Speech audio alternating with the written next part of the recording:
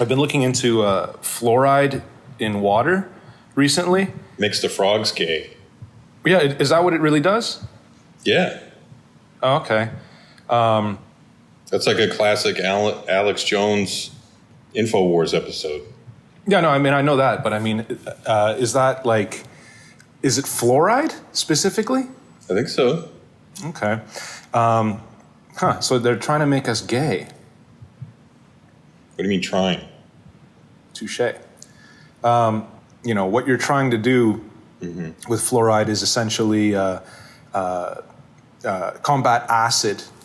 When you eat food, there's acid in your mouth and it alters the pH. It lowers the pH and it makes the inside of your mouth more acidic. And what fluoride does is it kind of like neutralizes the pH in your mouth again. And also, it has sort of a what do you call that? A double pronged kind of effect where it also interferes with bacteria processing sugar. Because you know how they say, oh, you don't eat candy, don't eat sugar because it's bad for your teeth. The reason why it's bad is because it gives something for this bacteria in your mouth to eat.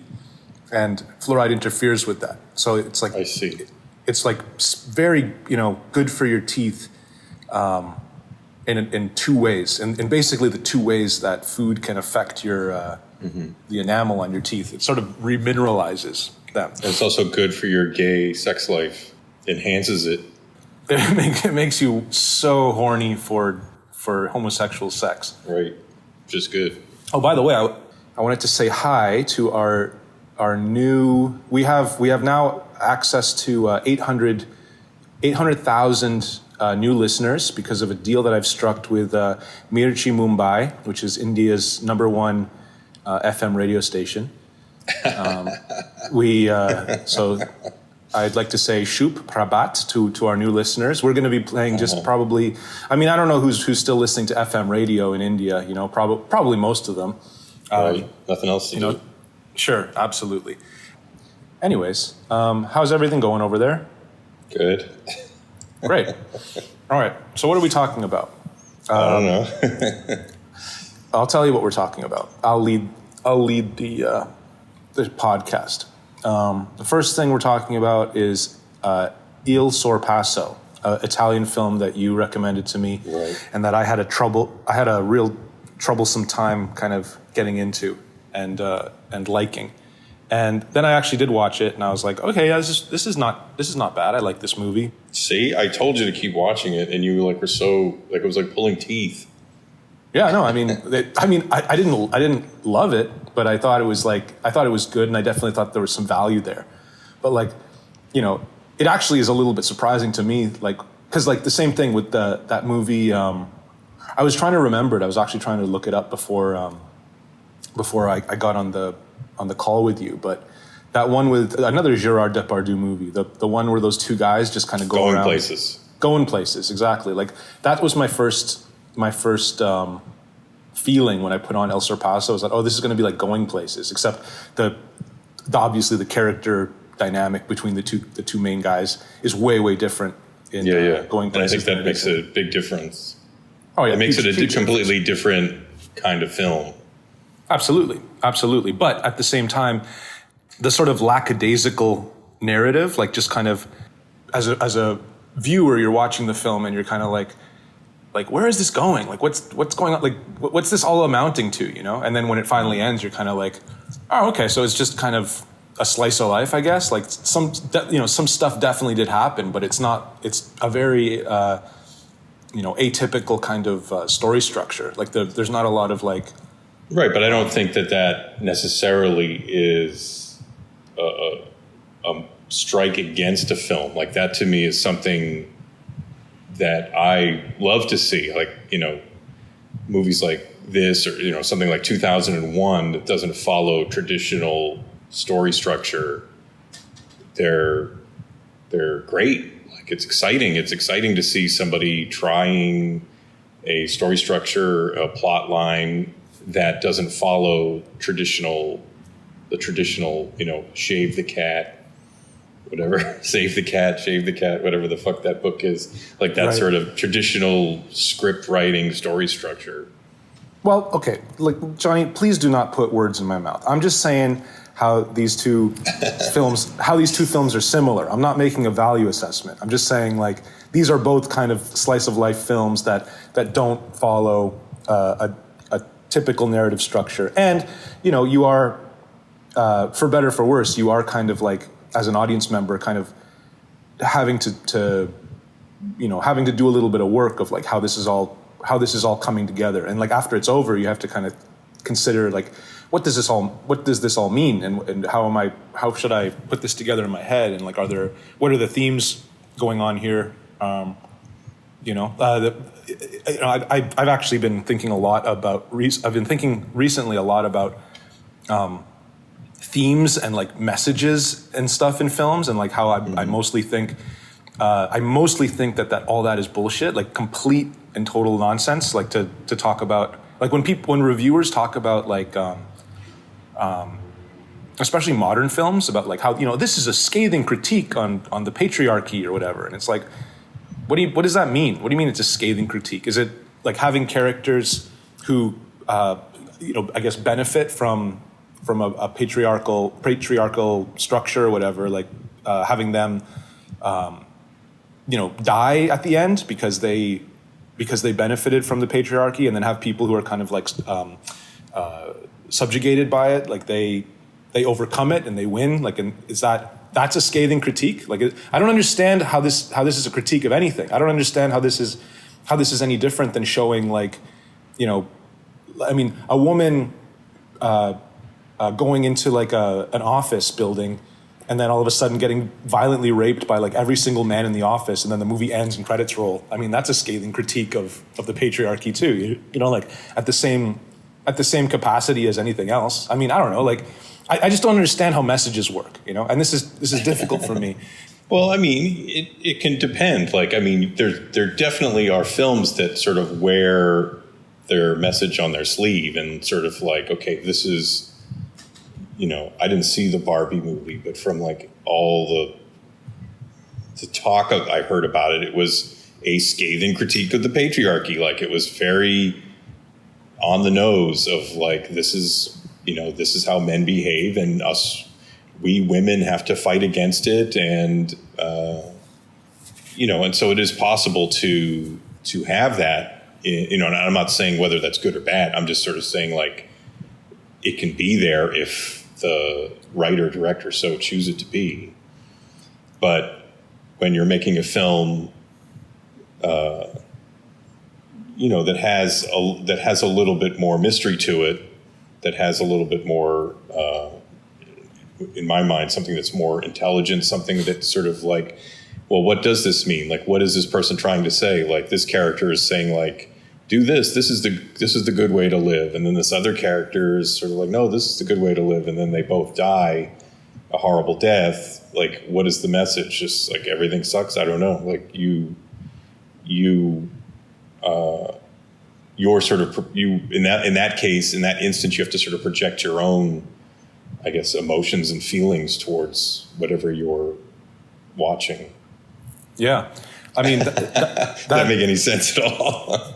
All right, so like take a movie like Redbeard, like Akira Kurosawa's Redbeard. Like, the message of like that humanitarian message of Redbeard, or even Ikaru, is fairly clear when you watch those films, but they're sort of like it's still kind of couched in a really good story. Before you write anything, you need to sort of like take a political stance, even if you don't believe in like the politics of what you're writing. You need to take a firm stance. You know, like, okay, I'm going to write this from the perspective of like a crypto fascist. You know, and sure. then you have to write it from that perspective. That's how I write everything. Yeah, exactly. Yeah, and I remember when I did The Sadness, I kind of that idea kind of came into my mind, and I thought, I'm going to write this from the perspective of a nihilist, and that's exactly what you were saying before. It's like, you know, one person thinks things ought to be this way, one person thinks things ought to be this way, and they both end up being wrong, and they both end up dying, right? And that's right. kind of the idea of the sadness. Well, it's sort of like Night of the Living Dead, where it's sort of like, do we go in the basement or do we stay upstairs? Sure. And that's sort of like the big fight through the whole movie. And I can't remember the black actor's name. Dwayne Jones? Yeah, so Dwayne Jones is like, we're staying upstairs. And then the angry white guy, Carrot Top? I can't remember what his name is in the movie, but he's sort of like, no, we want to go down to the basement. And so like there's a big battle. And ultimately, at the end of the movie, going down in the basement was probably the smartest move. Yeah, well, I mean, because like the Dwayne Jones ends up surviving through the night in the basement, and then he gets shot by the fucking National Guard or whoever. But he's technically, you watch the movie and you're like, Dwayne Jones, he's the hero of this film. Like even though spoiler alert, dies, but he's still like, you watch that movie and you're like, this guy's badass. He fucking, he's the hero. And there's an argument that angry, shitty, bald guy who wanted to go down the basement, he should have been the hero. He said, let's go down the basement. He was right. Well, what it boils down to is like, there's a couple things that I'm kind of thinking of right now. The first one is like, Dwayne Jones is definitely the more charismatic of the two. Absolutely. He's the fucking, that fluoride's kicking in. Yeah. He's the fucking, wowee, hubba. I just brushed my teeth. Yeah. Like this one guy's very uncharismatic. The one guy is fucking Richard Nixon, and then the other guy is JFK. And it's like maybe Richard Nixon has like some better ideas, like long-term ideas, but like everyone's just kind of like, fuck this asshole, and then JFK is just like, I think we should go to the moon, and everyone's like, hell yeah, let's do that. So there's sort of that kind of dichotomy, and then there's also this idea of, what is this movie really about? It's about like just the problem about how we just can't seem to get along, how we can't seem to agree. That's really going to be the problem. If we could just simply put aside our differences and like work together on something, we could probably lick this fucking zombie problem. But we can't seem to do that, and ultimately it's going to be our inability to cooperate that is our downfall, and that maybe is like the message of Night of the Living Dead. Not a bad message, to be honest, But yeah, I mean, ultimately, I think that's kind of what you're talking about. Is like here's a film that sort of, I think, hides whatever themes it might have fairly well. Like, so you can have multiple interpretations of what is going on.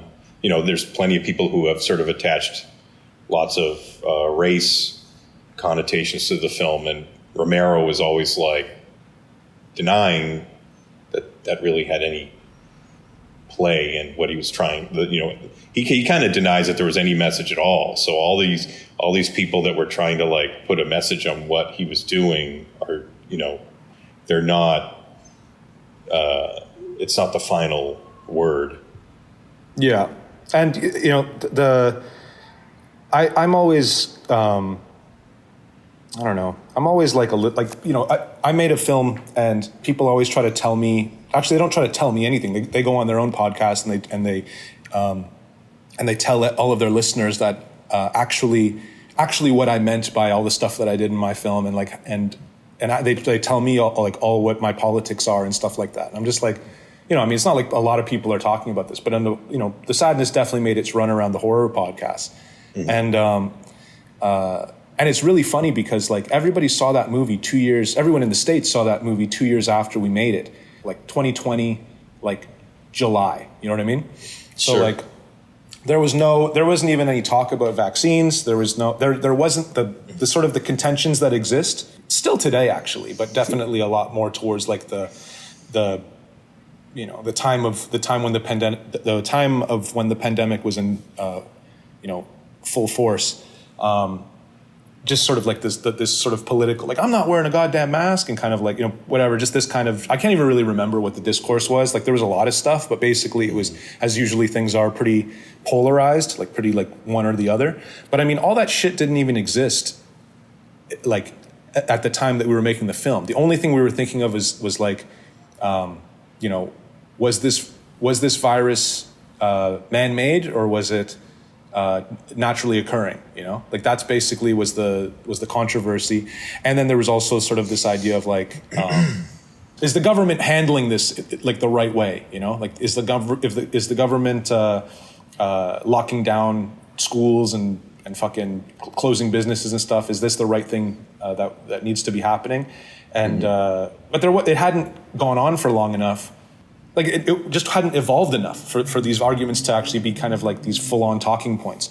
So I mean, people are kind of like they're taking like the politics of the day and they're applying it to like this movie that we made before any of those conversations ever came up, and it's just like it's frustrating because it's like, no, I mean, the reason why I said that the movie isn't political is because it really wasn't. Like, I mean, and this sort of, I mean, I've gone on a little bit of a detour here, but back to the Romero thing, I can really understand where he's coming from when he fucking says that shit. He's just like, we didn't have any kind of, I wasn't when I came up with the idea of like zombies walking around. I got to tell you guys, honestly, I wasn't thinking about communism. I wasn't thinking about civil rights protests in the streets. I wasn't trying to create an analog of zombies to any of those sort of things. And the reason why we cast Dwayne Jones was just because famously, he just happened to be the best actor that showed up to the auditions, because this movie was made for like, fucking whatever, like $20,000 or whatever they paid for the thing. But at the same time, and this is the last thing I'll say in this little tirade I'm going on, is a movie is inexcisable from the time that it's made. Like, regardless of whatever your political intentions are, like, it's not made in a vacuum, and it affected people in a certain way, and that's something that is out of your hands as a director. But at the same time, it's something that will be a part of your legacy. Mm-hmm. So it's kind of like it can't be just kind of like stricken from the record. It's like it's worth including in the legacy of the film. And yeah, I think that's probably the most fair way to take it. What do you think? Sure. Sounds good. Well, let's move on. Okay, we probably should actually talk about Il Sorpasso. Forget about Going Places. We won't even mention that again. Yeah. I've just been thinking about Welcome to New York and been laughing about that film in a good way. I kind of liked Welcome to New York. Oh no, I loved it.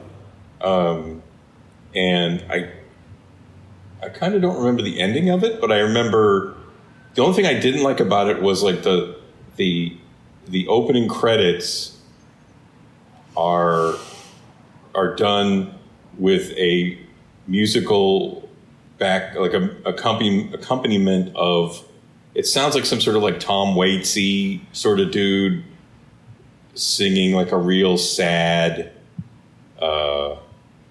national anthem or Star Spangled Banner or something. And it's just like so tedious, and it just feels like he's trying to make this message just like of like, oh, America's just really fucked up.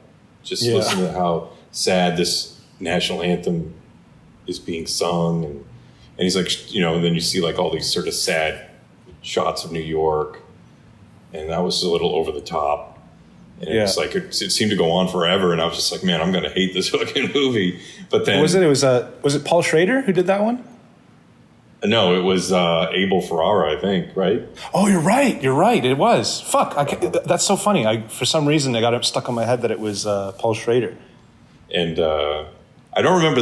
I kind of like. I feel like the ending was a fog that doesn't really resolve in any serious way. But I remember liking the film for the most part. Yeah. Fuck, you type in Welcome to New York, and the first thing you get is the fucking Taylor Swift song.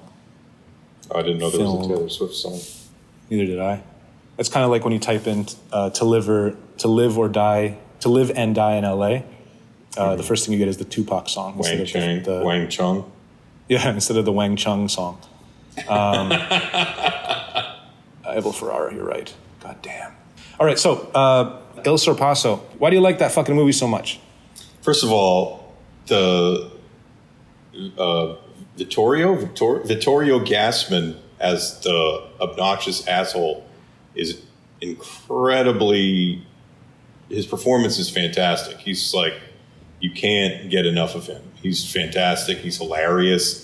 He's obnoxious, and sort of it's an odd couple film with that Gassman guy as the jerk.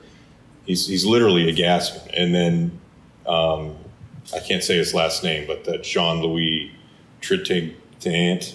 Tritagnant. That's good. That's how you say it. As the bookish wimp who has to take an exam, and they just happen to be thrust together by life, and now they're on a crazy car trip together. Yeah, but it's not even that crazy though. It's just it's pretty. It's mostly pretty low stakes. Like it's not like I know it's not like a life or death thing, but they do encounter many adventures along the way, and then also both of their lives sort of unfold as the trip continues. So you start learning things about each of the guys as you go, because they're two complete strangers at the top of the film, and then they start to develop this strange relationship as the movie continues. Yeah, absolutely. What did you think of the narration, like the use of narration with the one guy? Sort of like the asides when he was like thinking. Yeah, he's sitting there at their table, and they use narration to kind of talk about what's going. Like when they go to visit his family, and he's like, "Oh damn, they're treating Bruno like he's their nephew, and me like I'm the stranger." But I think like the narration works for two reasons. One, the first one is because you're going to keep asking yourself, why is this guy why is he staying with this obnoxious jerk? Why doesn't he just leave? Why doesn't he just go home? And you can kind of you get into his mind as to why he's stuck. He keeps making attempts to get away, and then something happens or something. And also it kind of shows how the two characters, because you don't get the narration from Gassman at all. You're only in Jean-Louis' head. Yeah. And so that makes us sort of feel closer to him. As an audience member, you're probably mostly relating to this, wimp who suddenly gets sucked up into this tornado of a life that this Gassman guy has. Yeah, actually, you're right. If nothing else, the movie is kind of almost like a VR experience of being that guy, where Bruno guy shows up at your house and he's like, "Hey, come on, get in my car, let's go," and you absolutely do experience the world through the eyes of of the guy who we can't remember his name, so we just keep calling him the wimp. Oh, he's actually called Roberto. That's his name. Okay. From his perspective, the voice in his head, his internal monologue is our internal monologue. But also Roberto, he's the guy that's always thinking. He's the guy with the books. He's the guy who has to take the exam. Gassman, Bruno, is living his life. He's out there. He's driving like a lunatic. He's mating with all the women, even though it's revealed later that he has a wife and a daughter. He doesn't seem to be interested in them in any way. He's just out for fun, and he's not stuck in his head thinking is this okay to do? Should I do this? Should I go over here? Should I avoid my children for another 6 months and just do whatever? He's not concerned with anybody or anything. Yeah, and I mean you get a little bit of insight. He tends to occasionally impart, his own personal philosophy and wisdom to Roberto. I wish I'd taken notes or yeah, as if I'm going to take notes for this fucking show. You know, you can sit around and you can think about if something is right, or you can do it and you'll find out either way, or some shit like that. You know, like this kind of like typical kind of philosophy that a guy like that would have. Another thing that Bruno does is he loves to do the twist, and in fact, everybody in this fucking movie is doing the twist a lot. There's a lot of sequences in this film where people are dancing, and you know what dance they're doing? They're doing the twist. Yeah. And did you have twist mania after the movie at your apartment? You bet your bottom dollar we did. To your, like, I guess to sort of like contest your point about him not really caring about his daughter or his wife. I mean, he seemed a little bit like someone stepped on his dick when he saw his daughter was dating that like 50-year-old guy. That she's like 15 or something. Like, he doesn't like that, but at the same time, he also just sees it as an opportunity to, like, you know, get $50,000 from this guy, you know? Like, he just, after he gets over the initial kind of like bruised ego, he's kind of like, well, maybe I can get a little bit of money off this guy. And then also he kind of sets it up in kind of a crafty way, because he's a kind of a clever guy. He's kind of like one of these guys who thinks on his feet. Yeah, you definitely sort of, like, at the beginning you sense that he's kind of a little bit of a doofus, but then as the movie continues you see that he is a little bit crafty. And I think like that scene that you're talking about, like when he comes home and it's almost like there's only like 30 minutes left of the movie and you find out that he's got a wife and a kid.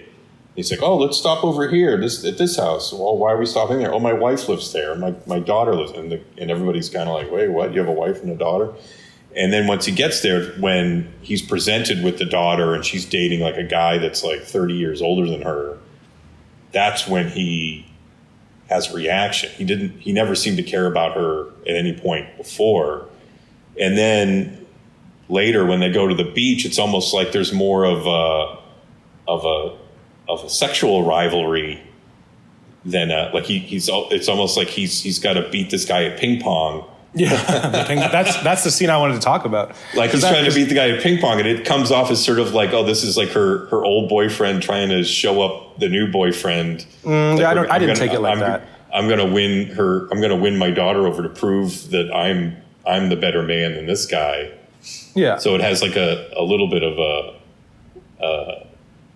Oh, and then like, well, I don't know why you don't take that. Like, isn't there a moment when he's doing handstands on the beach and he's sort of like, oh, who's that little sweetie watching me? And then he jumps up and she's like, Dad, it's me, your daughter. And he's like, oh, whoops. Yeah, well, she's wearing a wig. Like she's trying to. No, but you can't deny that they're implying some kind of strange sexual element to their relationship. See, this shows how there's not a single ounce of Latin in your blood, you know, like this kind of like aversion to intimacy with a daughter or something like that, you know. You know the experience of mistaking your daughter for a sweet looking honey on the beach and then like approaching her and being like, hey baby, what's going? Oops. I don't know. I guess the emotions they flow freely, and like, you know, and a daughter, you know, without I don't think that it's a fucked, you know, like a dangerous or perverse thing at all, but like to sort of just think of like your daughter as like, yeah, this is my girl, you know, and to be sort of protective of her and to sort of have like these kinds of like rivalries with like someone who's trying to like marry her or date her or whatever, like they right, but it's sort of like he's only suddenly protective of her at like the 11th hour. Like as soon as he sort of gets this information, she's like what, 19 years old? Like 15. She's like 15. So she's 15 years old in the movie, and then he suddenly comes home after who knows how long, and then she sees this girl, his daughter, dating a guy that's 30 years older than her. And then all of a sudden he's like, wait, what's going on with this? He at that moment too, he doesn't sort of like tell the guy like, get the fuck out of here, you fucking pervert. He's sort of like, well, okay. Like his reaction isn't the sort of like Latin dad that you're talking about that sort of would step in and be like, hell no, you ain't dating my 15-year-old daughter, 50-year-old guy. Mm-hmm. That's not happening. Like he he goes and hangs out with the guy at the beach, and he plays ping pong with him, and he's trying to, like, it's more like subtle ways to insult the guy, as opposed to just stepping in and being a parent and saying, like, you get out of here. You're not dating my daughter. I don't know. I mean, like the conversations he has with his wife, I mean, they come to a pretty quick consensus. It's probably better that she dates a guy who's 50 than a guy who's like her age. Like they come to that conclusion. I mean, we're talking like 1960. What is it? 1962. That movie. I mean. The way people thought about stuff was a lot different, I think. I mean, I don't really know. Like, I don't really know, but I guess what I'm just trying to say, like, it brings to mind. Did you ever see that movie that Louis C.K. made called "I Love You, Daddy"? No, I want to see it though. It's good. I'll get it for you. The thing about that film is that, like, whatever her name is, Chloe Grace Moritz, I believe is the actress's name. Like, she's dating. She ends up like getting kind of romantically involved with John Malkovich, who's like a fucking ancient like grandfather, and he starts like take almost a similar kind of setup. Like I'm sure that Louis seen Il Sorpasso, because like they do this whole thing where he takes her to like the south of France, and they're on like a yacht and everything else, and it's like. John Malkovich is just kind of like sitting back and kind of just admiring her, and he's kind of intoxicated with just being surrounded by youth, and Sure. I don't know, I just like and the conclusion that like Pamela Adlon and Louis come to is just like don't you think it's better that like why do we think it's so much better that some emotionally and sexually inexperienced reckless fucking blinded by his own hormones 18-year-old is going to be a better and more respectful lover than like a guy like this who can actually take care of her and is definitely more receptive to her feelings and is more mature and can value her more. And like there's all kinds of like arguments that can be made as to why, I mean, obviously 15 years old and 50 years old is right on its face fucked up. But like if she was of age, if she was like, let's say, I mean, if a 50-year-old wants to tangle with a fucking 22-year-old girl, like I say, Jesus Christ, like good luck to the 50-year-old guy, like trying to put up with a woman that age, it's right. It's just way too volatile at that point. But whatever. Let's say like 27 years old and like a 50-year-old guy. Like, I mean, fuck. Seems like that kind of couple could have like a pretty stable and like healthy relationship. Maybe, I don't know. But I guess all I'm trying to say is that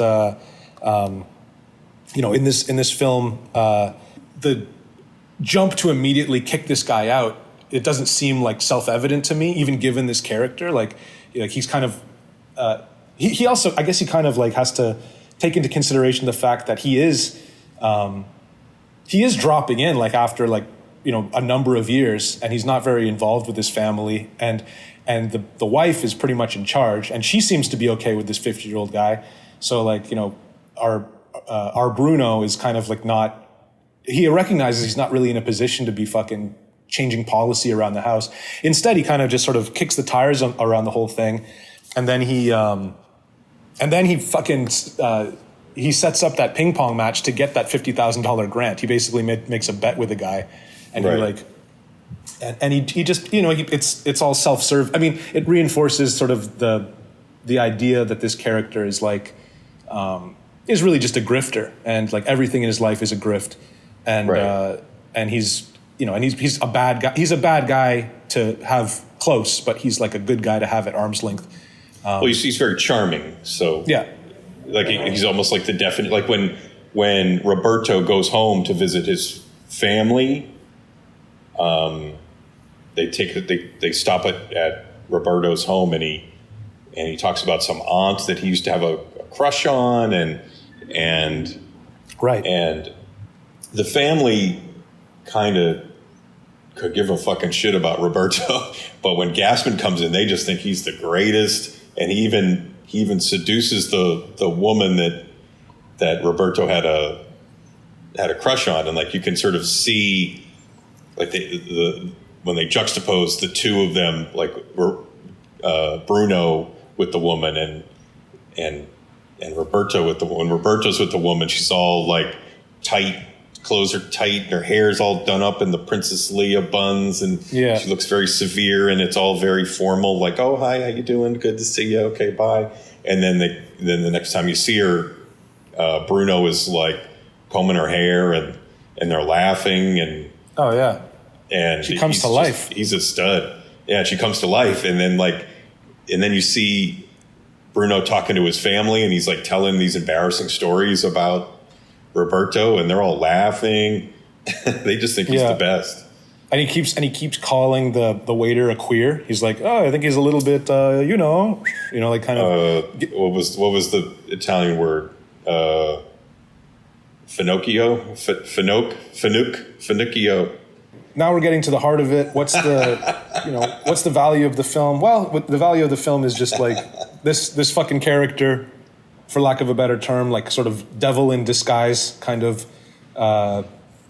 grifting, outwardly charming, but also kind of like uncompromisingly selfish character who is carving his way through his life in that tiny little sports car of his, just taking advantage of whoever he can take advantage of, and that's it. And then in the end, spoiler. This show, by the way, to everybody, if you haven't realized it by episode 7, is 100% spoilers. We watch movies and then we spoil them for you, to talk about them. But Roberto dies in a fucking car crash, and caused by Bruno. caused by Bruno because of he cannot stop sorpassoing people. Indeed, Il Sorpasso means like an overtaking, like in the context of driving a car, like overtaking someone on the highway, and so it's named after the fucking, named after essentially what is the cause of death at the end. I wonder if there is sort of like a fucking double entendre or something. Maybe that's used colloquially in another way in Italian. I don't really fucking know. It's Italian for blowjob. It's Italian for a rusty trombone. Let me lick your Sorpasso. Yeah. Let me get all up in that Sorpasso. Let me Sorpasso your fucking prostate. Sorpasshole. There we go. There he is. Sorpasshole. Okay, so what's next? We have to talk also about, of course, Don't Deliver Us from Evil, which I watched yesterday. You watched that? I did. And it kind of, as I've thought about it, like in the time that I watched it to today, I've kind of rolled it around in my head, and I actually like it more than like my initial after the film ends and those two girls go up in flames. Spoiler. I mean, they were very cruel to that retarded groundskeeper. But the guys, that's the best part. The fucking. It is. It's very painful too. I feel so bad for that poor guy. And it just how devilishly cruel killing his birds one by one is to prolong his suffering. But the guy that they pick up. Well, actually, let's not get to that immediately. Let's sort of go like. Don't they cock tease a few guys? Oh, dude. Every time that they. Cock tease a guy, like they're doing it on purpose, like they're provoking some, this is the kind of talk that gets you into trouble, but like they're asking for it, like they're literally asking for it.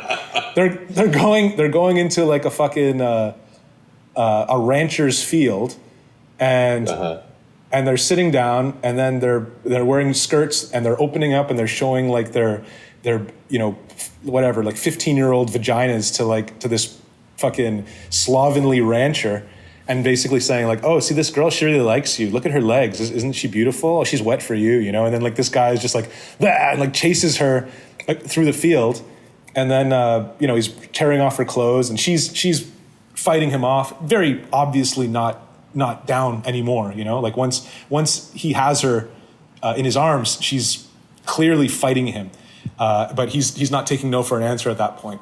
And she manages to like kick him in his balls and then escape, and they open the gate and they let all the cows run out into the street. So, right. she's sort of fucked over this guy, I don't know, whatever, financially, I guess, like his cows are gone.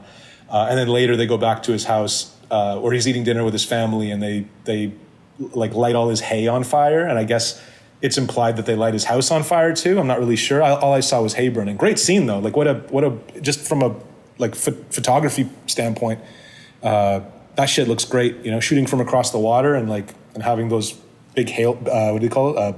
Hay bales of hay. Yeah, hay bales go up in flames. Anyways, what do you got to say about fucking Don't Deliver Us from Evil?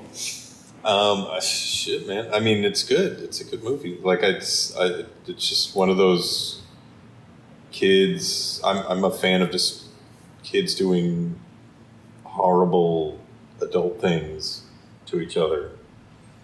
Like that other movie, Pixote. Oh, right. That was another good one. No, you're right. I put it on the other day. I didn't finish it, but I put it on just to kind of familiarize myself with it again a little bit. But yeah, I mean, just before we get into that, like with Don't Deliver Us from Evil, I thought before when you were saying like, oh, it's kind of like that other film, I thought you were going to talk about Attention, the children are watching, the one that we talked about last time.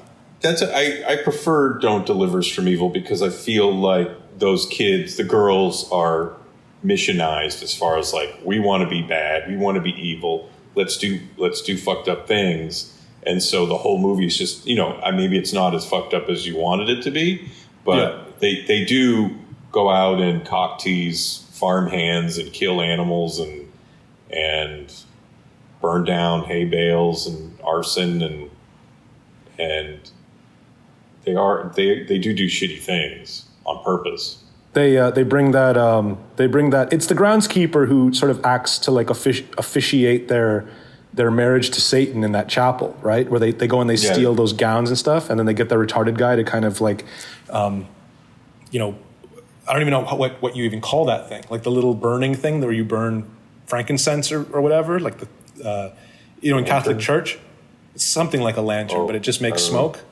You know what I'm talking about, though? Yeah, it's called a smoking. Yeah, but you know what I'm talking about, right? Like the object. Do you? Yeah. I'm Catholic, so I know what it is. Right. That's another great scene is when they're on the boat with him, and then they push him into the water, and then they just kind of fall into the water, and the whole thing is just a big fucking mess. Like it kind of showed like what that scene kind of. In a sense represents to me is like just how unplanned all of this is. It's like it seems at first like they just kind of spontaneously decide let's push this guy into the water, and then they end up falling into the water because they don't know how to fucking they didn't have the fucking foresight to realize that they don't even know how to paddle the boat properly, and then they end up getting pulled in by him, and then the other girl falls in, and the whole time the whole time they're laughing until the one guy starts to try to like use the one girl to get out of the boat, and he starts like drowning her, and then she starts screaming. The whole thing is just a fucking mess. Like nothing. Does he start like molesting them as well or something? I don't. Does he molest? I don't know. Actually, to be honest, like my memory of like what happens immediately after that scene, I feel like that scene just kind of ends, and we don't even really see how it resolves, like how they get back to shore or whatever. It just kind of like ends, and then all of a sudden. They're on their bicycles again, laughing. An interesting part of that film, and I think this is the part of the film that kind of reveals really what the whole thing is about, is when I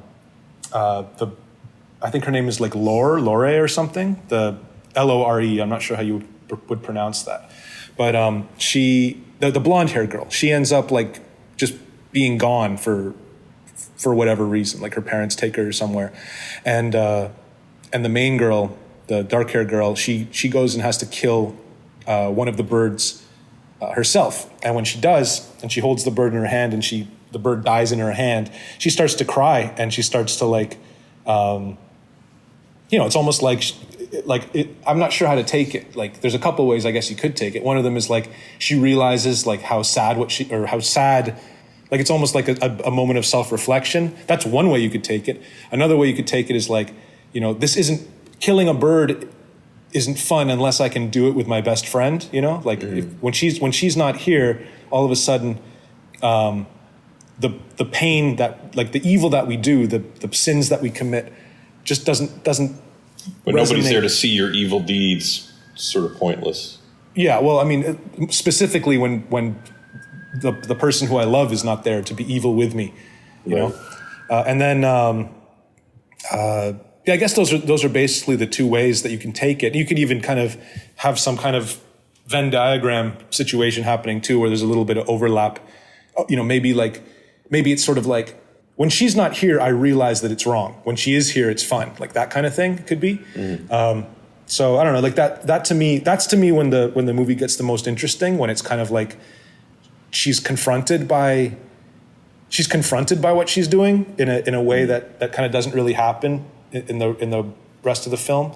But yeah, like that part to me is like a standout scene. The rowboat scene is a standout scene. When I kind of go over the scenes that I like and I think of the strong parts of that movie, my conclusion is that I like it and it's a good film. I also like the other one too. I think I'm probably like them equally. The other French one, the Attention. The children. Oh, right. Attention, the children are watching. Yeah, I like the kids in the Don't Deliver Us from Evil better than the kids, and because like they're like, let's be evil. We're devoting our lives to evil, and then they do bad stuff. The kids in Attention, they're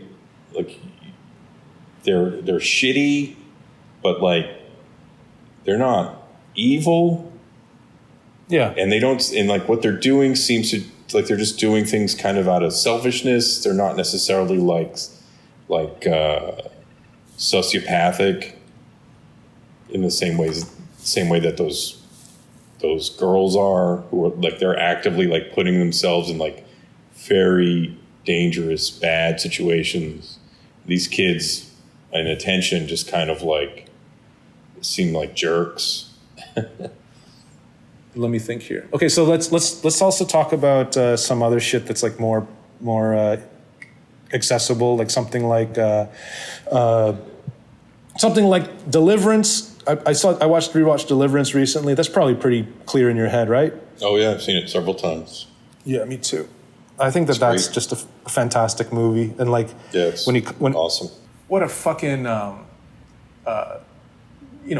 like outrageous thing to just put on screen for just like general audiences, like I can't even imagine like what it must have been like, because it goes on and he finishes. It's not like an attempted rape, it's it's a full on rape where the guy fucking finishes, and then there's the aftermath where he's just there kind of on the ground cowering, and this guy is fucking putting his fucking overalls back on, and you're just like, damn, that guy just raped that guy, like a full on violent rape. And then, I don't know. And then it also begs the question, did Burt Reynolds wait until the rape was finished in order to come in and save the day? Or did he actually come in right at that moment? I think it's the latter. I mean, there's a shot where Jon Voight looks over and sees Ronnie Cox and Burt Reynolds coming in on the canoe, and if you kind of like time it out in your head, it feels legit. It doesn't feel like Burt Reynolds was like, had it in for Ned Beatty. As will teach him a lesson. It does though. Like he really hates that fucking guy, so it kind of makes sense why you would let him get raped. No, I mean, come on, man. Like, I mean, he's still kind of like, he's still your buddy, Like he doesn't like Ned Beatty at all. You can tell, like he fucking hates him from the jump.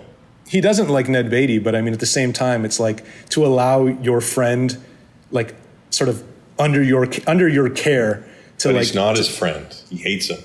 No, but what I'm saying is he's part. It doesn't, like, when you're in the wilderness, man. Like you're in you're in a unit, and there's, you may hate someone, but still, like, you have to kind of, there needs to be some sort of like understanding that there's you can't think of one person in the world that you would be okay with watching them get raped.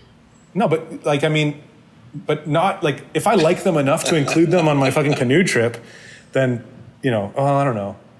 Is there anybody, can you think of anybody in the world that you'd want to watch get raped?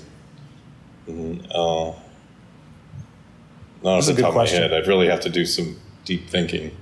Yeah, I mean, I'm asking for a yes or no. I'm not asking you to fucking, to say who the person is. I guess I could probably think of a few people. Yeah, I'm sure. But, I really like put my mind to it. I can come up with a couple of names. Yeah, but then like in a masterfully kind of like what do you call it? Like masterfully written screenplay. Burt Reynolds comes and saves the day, chases off the guy who he doesn't kill. That guy escapes, and he's just a loose thread. Like, and it's just fucking, the fact that he gets away is just, makes your stomach ill, because you're just like, fuck, that guy's out there still, and he could go and get his other buddies, like they're totally like out of their element, and then they try to escape on the canoes. Almost immediately afterwards, Burt Reynolds is like, critically injured. So all of a sudden the heavy's taken out of the equation. All it leaves is, and Ronnie Cox. The one problem in the movie for me in a constant, like kind of just online contentious discussion is what the fuck happens to Ronnie Cox? He kind of like bugs out and then falls into the water. And some people there's something about it where he seems to be very upset with the fact that they killed the guy, and also that they're trying to hide the evidence, hide the corpse, and he seems so horribly affected by that he just has a horrible emotional breakdown. I guess that's so. my interpretation. Yeah, but I mean, even the fact that you have to, like, that's not the kind of thing that I like to have to interpret in a film. Like, for me, if I were to like, what is the other? Is there any other? What are the other interpretations of what is going on? Well, one of the things that people say online is like he's shot, is that someone shoots him, which I think is ridiculous. But I mean, just the fact. I feel like that's a stretch, because you don't hear any kind of shot. Yeah. I mean, when you see him fall in the water, he doesn't look like he was shot. Like, he looks like he deliberately throws himself into the water. Yeah, like, I mean, most people are saying it has to do with just like some sort of stress, some sort of like a panic attack or whatever. But I mean, it takes like a lot of focus to be navigating rapids like that. And he forgets to do something. He ends up losing his paddle, and then all of a sudden, like a limb overhead hits him in the head. Like, I mean, there's an easy way to kind of like just cut out any kind of controversy in that movie and still have it mean the same thing. It's like, oh, he was affected emotionally so much by what they just did that he lost focus enough for him to make a fatal error in his. So I think he was still upset about losing the banjo duel at the beginning of the film, that he just couldn't take the loss. Man, what a great scene that is. That it doesn't get much better than that, like in terms of like a musical interlude in a film. Yeah. Where's that kid's Academy Award? Exactly. And best song goes to Dueling Banjos. And here to accept the award is the retarded kid from Deliverance. Where's he today? His brain's probably in the fucking the Smithsonian, like just some kind of like some weird fucking anomalous brain. All right, listen. Let's talk a little bit about Pixote, because it's fresh in your mind. It's not quite as fresh in my mind. Whenever I think of that film, I always think about little Pixote huffing glue, and also that part where that one kid spits in the cup in the cafeteria early on, and he has to drink that kid's spit, and then of course the finale. Also the part too where like they're in Sao Paulo and they're just like scuzzy little hood rat street kids, and they're just like eating like French fries or some shit, and they're just like, this is the best, and they're just kind of like, you know, they're little tiny kids, and they have like basically no money, and they're just living it up, just getting like huffing glue and eating fries and thinking that they're rich, and like it's just so like the whole thing is just so fucking ugly, and it's awesome. I love that fucking it was sort of disturbing in that way, where you think like, man, there's like a whole world of humanity that like lives in this way. It's really horrifying. Yeah.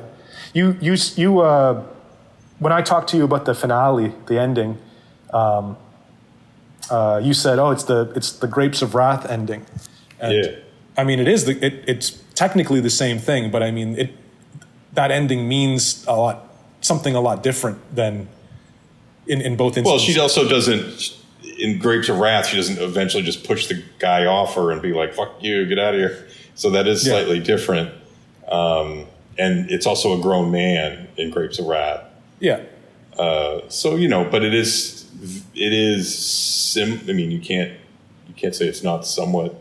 I'm not saying that it's not somewhat similar, but like the purpose and like the you know, the meaning behind it, I think is like, I mean, in Grapes of Wrath, it's talking about like famine. It's talking about fucking, it's talking about just like hunger and destitute and shit. Whereas like in Pixote, it's like, it's just like the tenderness of a mother, you know, like that's actually all he wants. That's actually what he's trying to get, and he doesn't even realize it.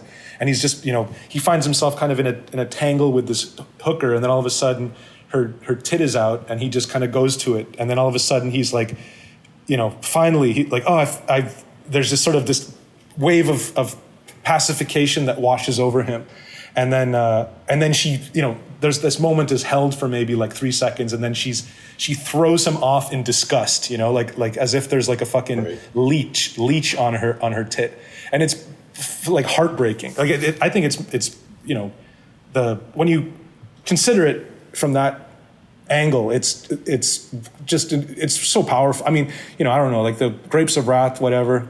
Well, Grapes of Wrath seems to be like it's almost like a moment of sad. It's very sad, but there's sort of like an element of hope to it. Yeah. Where it's sort of like, okay, this lady, I can't remember, it's been a while, but I'm assuming like her child dies sometime, so she's got all the breast milk that the baby can't use or something, so she's just going to use it to help this guy stay alive. And so it has more of a hopeful message, whereas Pixote has a moment of hope where she's kind of like, come with me, we'll be a family. He starts sucking on her tit, and then all of a sudden she has a complete turnaround and decides like, get the fuck off me. And then you get the rug pulled out from under you. Like, yeah, there's no hope.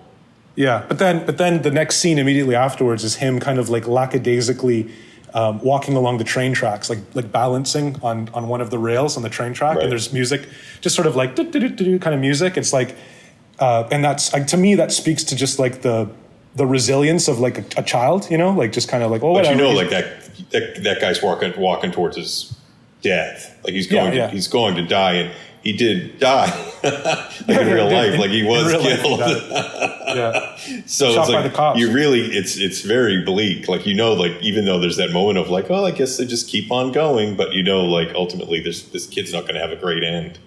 You know, it's a film that I think I'm going to rewatch soon is Savage Streets. Is that Burt Lancaster with Linda Blair? Oh, okay. Yeah, and that's a good one. Linnea Quigley and she's retarded and she gets gang raped in the basketball gym.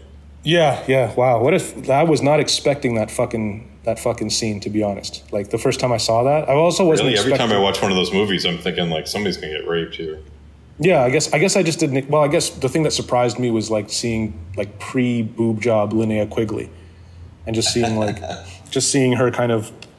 It's crazy how effectively she plays a victim in that film. You know, you're just like, damn, that's fucking wild. I mean, another rape scene. Like, I'm trying to just think of just a rape scene that kind of compares with that in terms of, you know, like how sick it makes me feel. And then another Death one Wish I can 2? always. I was just about to say Death Wish 2. Exactly. That one's Death pretty Wish brutal. 2. It's just fucking insane, and how it just keeps going, and how like and then and similar to Deliverance, like they're done, and then they're just like all laying on the bed, just kind of like post-coital, just like and she's just like still there, like it's not over for her, you know. It's just like fuck. And you know who that? Do you know who Billy Draco is, the actor? Yeah, from The Untouchables. Yeah, Billy Draco is actually the husband of that actress, that actress who plays the maid or whatever in Death Wish 2. Yeah, I just didn't. I was just like, who is this woman? Has she been in anything else? Like, how was her career after that? What was her career like before this? Like, you know, how do you even get a woman to agree to such a fucking crazy scene? Well, I mean, like that? we're talking. This is like the late 70s, early 80s. Early 80s. Anything goes. I think it was like, I mean, especially for like Grindhouse stuff or straight to video stuff, it was all about like who can put, you know, and this is also post Straw Dogs. Right. So it's sort of like who can put like the most horrific, horrible shit in their film to get asses into the seats. Yeah, I know. But I mean, did anyone really? I think that was kind of a failure, though, on the part of, I think it was Michael Winner, right? Who did? I think so. Yeah, I think he did. I always get Michael Winner and J. Lee Thompson mixed up. No. Well, yeah. Well, because of the J. Lee Thompson was sort of like the later Charles Bronson films, like the ones that kind of went into like the later 80s. But I think that kind of blew up in Michael Winner's face because like nobody liked it. Like everybody was just kind of like, this is too far, you know, like what you did. It was a fact. I mean, when I saw that when I was, I don't know, I was in high school. Yeah, it scared the fuck out of me. Like it was like really like that there was like packs of kids walking around like doing that, like just coming to your home and do that shit. And that's the thing is like, you know, see this is what kind of identifies you from as being from like another generation where like you see value in that. I see value in that as well. How effective is this? You know, like how impactful, like how sick can this make me? Like how strong of an emotional reaction can this get out of me? There's value in that, right? But like, I think that the way that people look at that today is more like, I don't need to see that, or is that really necessary? Or like, you know, do we need to be shown that? Is that like, that's kind of the way that people today look at that shit. Yeah, I mean, I can't say whether it's necessary or too far or what, but it exists and I saw it and it had an impact. Mm-hmm. That's all I could say. Like whether or not that was a positive or negative, I don't know, but I'll never forget that film and I'll always remember that sequence and I'll always remember like all those guys, all the bad guys in that film were truly scary. Yeah. Yeah. But yeah, whenever I would see a guy with a shaved head and a mullet, it scared the fuck out of me. Scary. But it kind of, the movie kind of hits everything. Like those guys are like up to like they all look fucking scary. They're like, and it's also like one of those gangs that you only see in a Hollywood movie where it's sort of like every multiracial type, multiracial, every type of awful teen denomination is represented in this gang. Yeah. So it's just like everything that you could possibly imagine about a horrible youth is represented by this gang, and they're just the worst people possible. Yeah. And then after they rape the maid, don't they like kidnap his daughter, and then like they're about to rape her, and then she throws herself out of a window? No, they rape her. The guy finishes raping her. Like he's like, ugh, he comes, and then like he's pulls out of her, and then she just kind of gets up, runs off a roof, and then gets impaled on a fucking wrought iron fence. Right. And it's just like holy shit. Like talk about excessive. I mean, Yeah, this is Michael Winner's Solo. This is like just. I mean, you have to respect that level of audacity. I mean, especially like just kind of at that point, at the point where everyone's just trying to get over the rape of the maid, then all of a sudden, this happens to the daughter, and you're just like, holy shit. And then the only way that you can go forward successfully with that movie is to have the fate of each of these punks, these street slime kind of guys, is to have like them to be brutalized in a similar way, and it doesn't happen. They just get kind of shot down in a underground parking lot. The worst thing that happens is a guy gets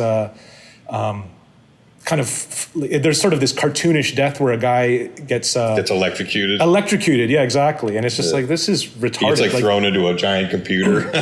It's electrocuted or something. That's right. No, it's a fucking. And that's after he takes like 100 grams of angel dust or something. Right. They're in, like, because what they also do in this movie is they show the failure of the system, and they're like, these guys, they're not criminals. They're sick. We don't put them in jail. We have to put them in hospitals where we can. But that's what's sort of funny about the film is sort of like it revels in this horrible behavior, but it is super conservative. Right. Absolutely. Very conservative. Like, it's sort of like, we're showing you these horrible things to kind of tell you, like, we're telling you about how crime is out of control. Today's youth is out of control, and there's only one way to deal with it, and that's with a gun. That's death.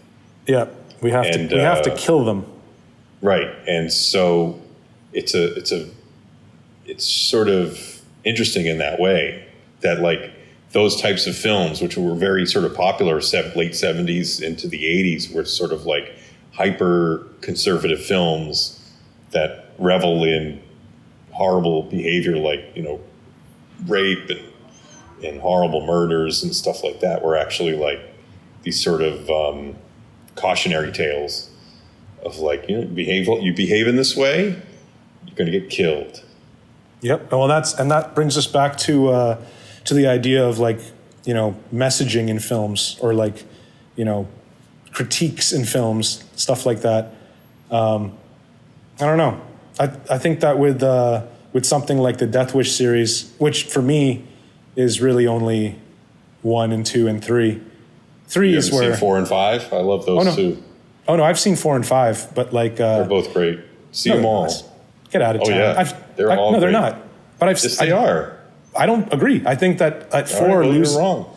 4 is all about the war on drugs. You're wrong again. The fucking the topic du jour of during the time of Death Wish 4 was drugs. Specifically it's the drug dealers, and they're on the streets, and they're selling this poison to our kids, and it's like it's getting away from what we want to see, which is isn't just that like, the one with at the end he takes the guy to prison, and then he literally like feeds him to like a prison cell of rapists.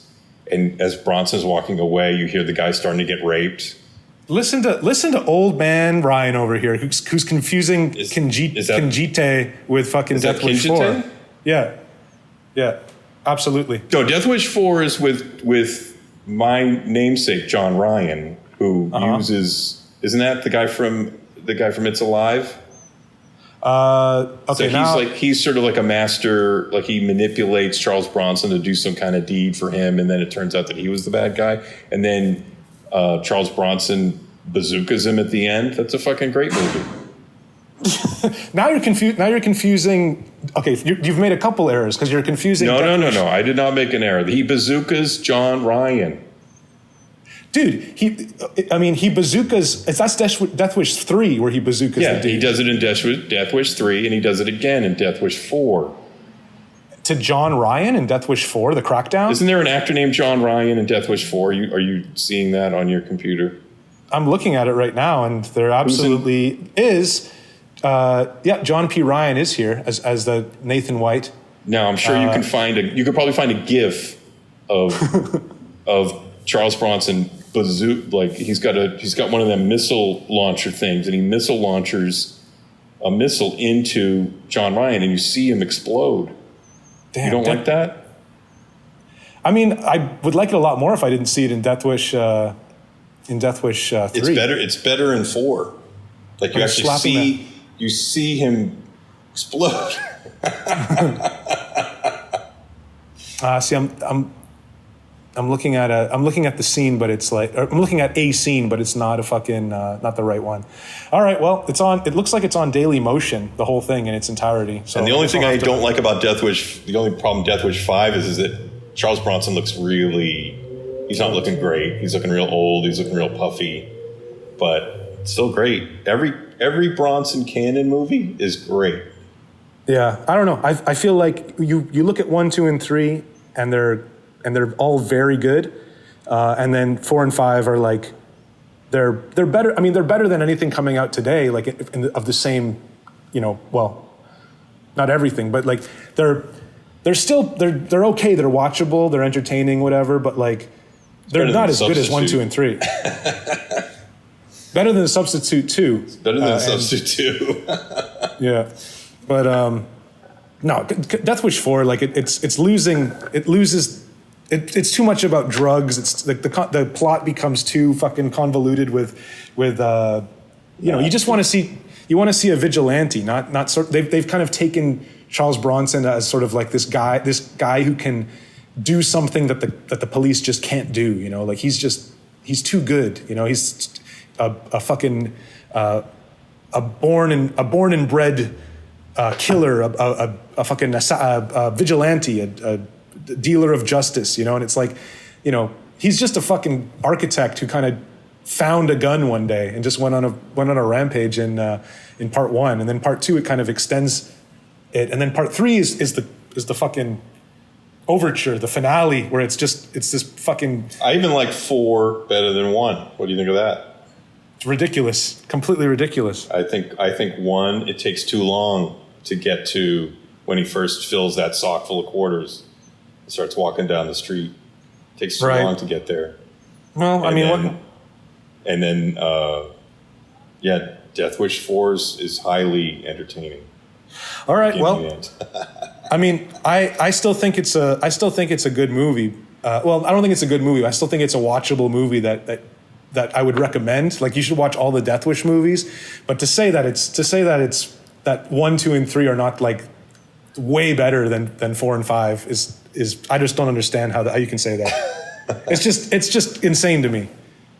But yeah, anyways, the part where we're all about controversy on this Public Figures podcast. We are, especially now that we're broadcasting on the FM band in Mumbai. All right, cool. Well, that's pretty good. I can probably edit something together from all this shit. Until next time, Johnny, thank you very much. Goodbye. Bye.